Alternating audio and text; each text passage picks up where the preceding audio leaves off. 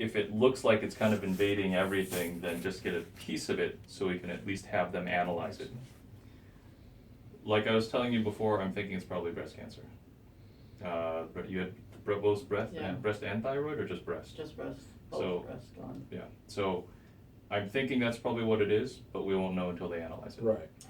If that's what it is, then I think the next course would be to make sure that you don't have anything else going on anywhere else, as well as making sure that we treat this probably a combination of chemo and radiation, I would think. There's probably going to be 2 incisions that I'm gonna make. One is going to be on the surface of the eye, just kind of peeling back some of the tissue there so I can get access to the muscle and try to rotate your eye out and see if this mass is right there. Because what I saw on the testing in the office was that if, and obviously it's your right eye, but if this is your eyeball, whatever this is pushing, and I think that's why you have blurry vision. Because the eye is supposed to be like a grape in terms of being very round, but it's getting indented in, by whatever this By is. that means. Right, Yes. yeah. And it looks like it's right behind the eye. So I think that if I could just rotate the eye into different positions, I should be able to get access.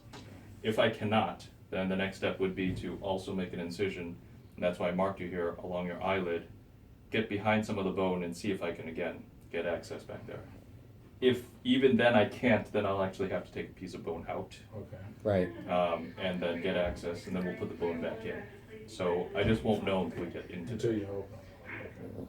Honestly, probably the longest portion of the surgery is going to be waiting, because we do need to send this to the pathologist Right. to see what this looks like, so that'll probably add another hour. Okay, so I think you're scheduled for like a 2 to 3 hour long surgery. That's probably how long it's gonna take. If it's Yeah. faster, That's fine. great. yeah. Right. sure. If it's taking longer, it means probably because I had to take some of the bone Okay, off. that's Right. fine. Okay. Afterwards, if I have had to take any bone off, or there's been a lot of bleeding, I will put a drain into the corner, just to minimize any problems, because obviously it's a very tight space that's back there. We don't want to increase the pressure behind the eye and cause Mhm. problems due to that. Okay. We will make a follow-up for you to see me tomorrow. I will probably put a patch on just on the corner of your eye, not covering your eye. Afterwards, we'll send you home with some antibiotic ointment to use both on the eye and any other sorts of incisions that we've needed to make. You should expect that your eye is going to be red, because I do need to make some incisions on the surface, so it's going to be like a bruise. There'll probably be some stitches. All the stitches that I use will dissolve on their own, unless I need to take some of the bone out, in which case the bone, it'll fuse back together, and I'll put in some stitches that will just hold the bone there. Right, Okay. Anytime you do surgery in the eye socket, there's always risks. Anytime you do surgery, there's risk of bleeding and infection. Particularly with this, you've had problems with double vision. That can get worse. This surgery is not a surgery to improve your double vision. This may make it worse in the sense that we're doing a biopsy and it's so close to the muscle that you might lose function of the muscle. I just don't know.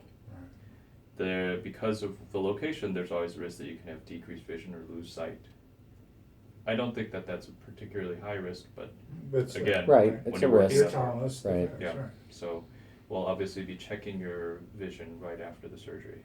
So again, if it looks like this is not what I think is just a benign sort of tumor, then the goal is just going to be to take out a small piece, enough for them to analyze. Right. right, And if it is something benign, or if it looks like it's not really going into any other space that it shouldn't be in, then I'll try to take out as much of it as I can without causing problems. right. Okay? Got one other surgery ahead of you. This will be done under general anesthesia. What sort of questions do you have?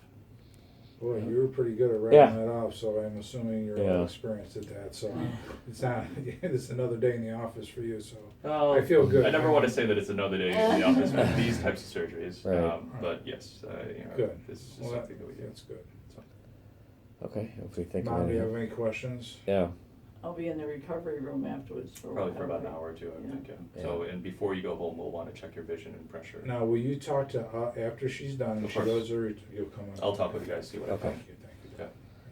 All right? okay. Okay. Okay, All right. so my resident, Dr. Hunt, will come by